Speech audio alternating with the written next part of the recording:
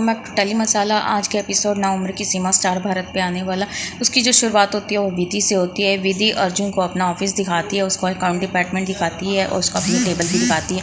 उसके बाद वो कहती है कि ये तुम्हारी टेबल है और अर्जुन विधि का धन्यवाद करने के लिए उसे गले लगाने लगता है। तब विधि उसे एकदम से धक्का दे देती है और विधि कहती है कि तुम्हें ऐसे गले मिलने की कोई ज़रूरत नहीं है। तभी जब अर्जुन को काफ़ी ज़्यादा धक्का देती है तो उस सभी ऑफिस में उसको देख के काफ़ी ज़्यादा हैरान हो जाते हैं, उसका मजाक भी बनाते हैं। तब अनन्या उसे कहती है कि विधि ये यूके से है और यूके में इसी तरह से धन्यवाद करते हैं, ये बहुत आम बात है। और अर्जुन भी इसी तरह से कहता है कि ये यूके में तो धन्यवाद इसी तरह से थैंक यू जिसको कहना हो वो गले लग के ही करता है। लेकिन विधि कहती है कि ये इंडिया है और इंडिया में इस तरह से धन्यवाद नहीं करते, यहाँ पे किसी से भी ऐसे गले नहीं हग नहीं करते हैं। और वो कहती है कि इंडिया में जैसे धन्यवाद करते हैं तुम वैसे ही धन्यवाद करो, जैसे नॉर्मल धन्यवाद होता है उसी तरह से करो, इस तरह से गले मत मिला करो।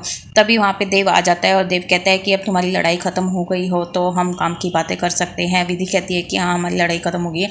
तो देव कहता है अच्छी बात है, अब हम काम की बात करते हैं। तो वो कहते हैं कि सभी एम्प्लॉयज़ के सामने बताता है कि विधि ने एक नया प्रपोजल दिया है जिसमें विधि का कहना है कि त्योहारों के दिन हम काफ़ी छुट्टियां लेते हैं जिससे ऑफिस का काफ़ी लॉस होता है और इसकी बजाय हम अगर रोज़ 1 घंटा फालतू दें तो त्योहार से 1 महीना पहले या 1 महीना बाद और शनिवार को भी अगर हम काम करें, कभी कभी हम शनिवार को भी ऑफिस आ जाए तो हम त्योहार में अच्छे से मना सकते हैं और छुट्टी लेने का भी हमें फ़ायदा मिल जाएगा, हम छुट्टी भी ईजिली ले सकते हैं। तब देव कहते हैं कि जिसको ये प्रपोजल पसंद है वो अपना हाथ खड़ा करे, वो सबका वोट मांगता है और सारे खुशी खुशी अपना हाथ खड़ा कर लेते हैं, सब वोट देते हैं हाँ में कि सब खुश हो जाते हैं।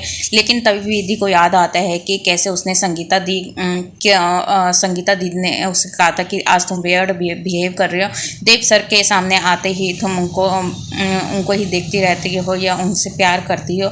तब विधि अपना हाथ डाउन कर लेती है और विधि कहती है कि मैं मैं एक्सेप्ट नहीं करती हूँ।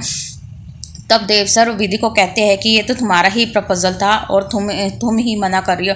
तो विधि कहती है कि सर डेमोक्रेसी है, डेमोक्रेसी में तो हम जो मर्जी कर सकते हैं, हमारा मन चाहे हम हाँ करें या ना करें, ये डेमोक्रेसी है, इंडिया में डेमोक्रेसी है। तब सर हमें सर हिला देते हैं और कहते हैं कि अब जो विधि की तरफ है तो वो भी हैंड अप कर सकता है, लेकिन कोई भी हैंड अप नहीं करता है। और जो विधि को कहता है कि मैं तुम्हारा समर्थन करूँगा, लेकिन वो भी नहीं करता है। विधि कहती है कि तुमने तो कहा था, लेकिन अर्जुन कहता है कि आज मेरा पहला दिन है इसलिए मैं ऐसा नहीं कर सकता, मैंने भी ये सब तुमसे ही सीखा है, एक बार हाँ कह के दोबारा ना कहना, इसलिए वो सब नहीं हो पाता है। तब देव सर कहते हैं कि विधि आज तुम और दिनों से अलग बिहेव कर रही हो, आज तुम्हारी तबीयत ठीक नहीं है इसलिए तुम आज जल्दी घर चले जाना। लेकिन विधि कहती है कि सर मैं बिल्कुल ठीक हूँ, मुझे कुछ भी नहीं हुआ है। लेकिन देव सर फिर भी कहते हैं कि आज तुम जल्दी घर चले जाना। दूसरी तरफ आप देखोगे कि विधि जो संगीता दीदी है वो विधि के पास आती है और विधि संगीता दीदी को कहती है कि देखो मैंने आज कुछ भी आप जैसा कह रहे थे ऐसा कुछ भी नहीं है, मैंने देव सर के विपरीत जाकर ही अपना ना कहा है। लेकिन संगीता दीदी उसे कहती है कि तुम देखो तुम किस तरह से बिहेव कर रही हो, तुमने अपने ही प्रपोजल को ना कह दिया है, तुम देव सर के सामने कुछ अलग ही बिहेव करती हो, तुम इसको अच्छे से सोचो और अच्छे से देखो। विधि ये सब सुनकर और भी ज़्यादा सोच में पड़ जाती है, वो कहती है कि ये मैंने क्या कर दिया।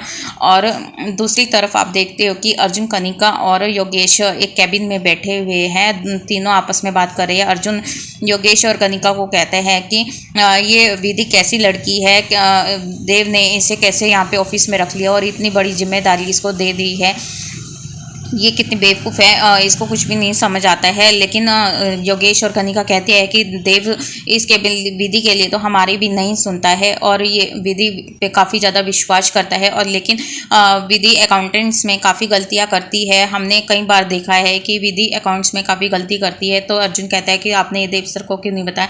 तो वो कहते हैं कि इसमें देव हमारी कुछ नहीं सुनता है, हम बिना सबूत के विधि के बारे में देव को कुछ भी नहीं बता सकते हैं क्योंकि देव विधि पे काफ़ी ज़्यादा विश्वास विश्वास करता है। तब योगेश कहते हैं कि तुम्हें इस बारे में हमारी हेल्प करनी चाहिए, हाँ तुम्हें हेल्प करनी पड़ेगी, क्योंकि हम विधि का पर्दाफाश करना चाहते हैं, किस तरह से वो गलतियाँ कर रही है, कैसे वो इसको नुकसान पहुँचा रही है कंपनी को।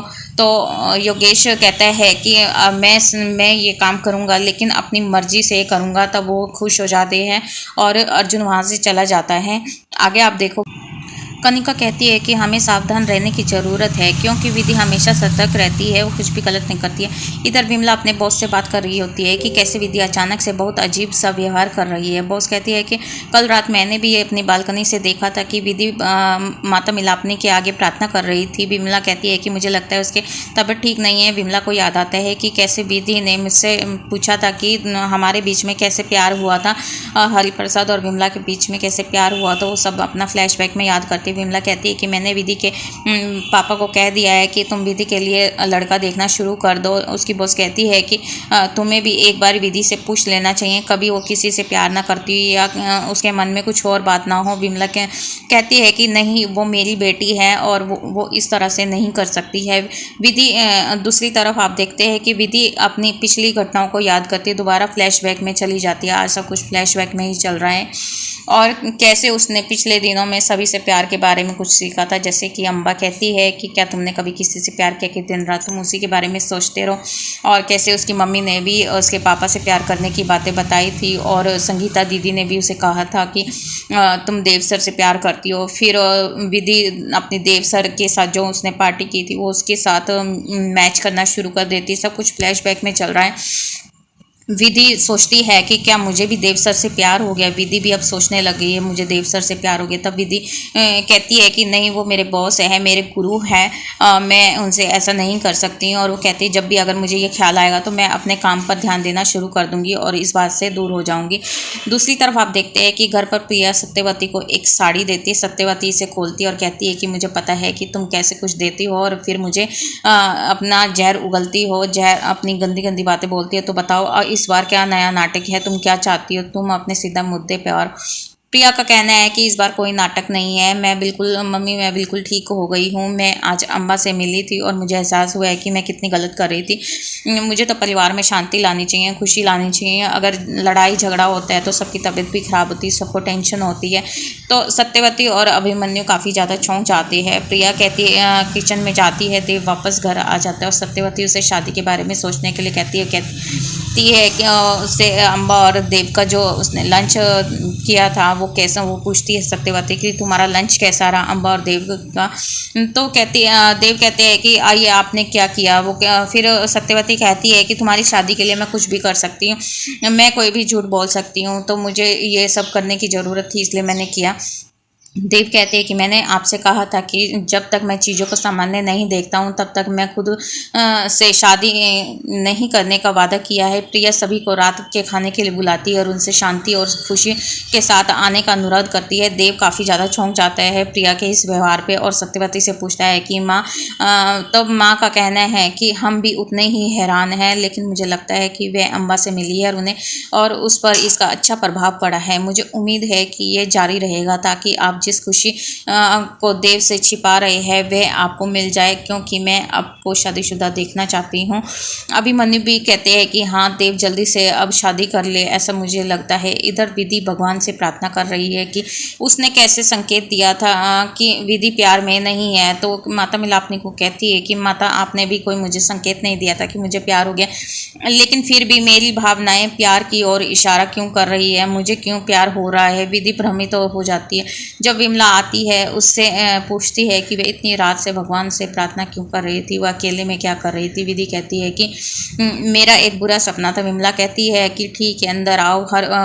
हरिप्रसाद विधि से पूछता है कि क्या उसने MBA के बारे में सोचा है। विधि कहती है कि हाँ, मैं MBA करना चाहती हूँ। हरि कहते हैं कि मैंने तुमसे कहा था कि वह देव द्वारा सुझाई गई बातें किसी भी बात का इनकार नहीं करती है। विधि दूसरी तरफ सोचती है और कहती है कि मैं अपने लिए कर रही हूँ, मैं देव सर के लिए नहीं कर रही हूँ। लेकिन हरिप्रसाद कहते हैं कि फॉर्म तो देव सर ने ही दिया था, विधि हाँ कहती है, लेकिन मैं ऐसा नहीं कर रही हूँ क्योंकि मुझे सच में लगता है कि यह एक महत्वपूर्ण है। हरिप्रसाद प्रसन्न हो जाते हैं और विधि को आशीर्वाद देते हैं। बाद में आप देखते हैं कि रात में विधि सो नहीं पाती है, वो फिर से फ्लैशबैक में चली जाती है। वो देव सर के बारे में ही सोचती रहती है, इसलिए वह बार बार खुद को रोक लेती है। इधर विमला हरिप्रसाद से बात कर रही होती है कि हर कोई कह रहा है कि विधि एक ऐसी उम्र में पहुंच गई है जहां हमें उसके लिए एक दूल्हा खोजने की ज़रूरत है, लेकिन मुझे लगता है कि हमें उससे पूछना चाहिए कि क्या उसके मन में कोई लड़का है, क्या उसने कोई लड़का देख रखा है। हल कहते हैं कि मैं काफ़ी ज़्यादा खुश हूँ और विधि इस तरह की लड़की नहीं है, उसने ऐसा कुछ भी नहीं है उसके मन में। विधि ने MBA करने का फैसला किया है क्योंकि हमारे परिवार में किसी ने भी ऐसा नहीं किया है। हम शादी के प्रस्ताव की तलाश कर सकते हैं, लेकिन जल्दी नहीं, क्योंकि लोग कह रहे हैं। हरिप्रसाद यह भी कहता है कि उसे विश्वास है कि विधि उनके खिलाफ नहीं जाएगी और प्रेम विवाह के बारे में नहीं सोचेगी, क्योंकि उसका परिवार सबसे पहले है उसके लिए। तो फ्रेंड्स, आज का एपिसोड यहीं पे ख़त्म हो जाता है। आज का एपिसोड आपको कैसा लगा प्लीज़ हमें कमेंट में ज़रूर बताएं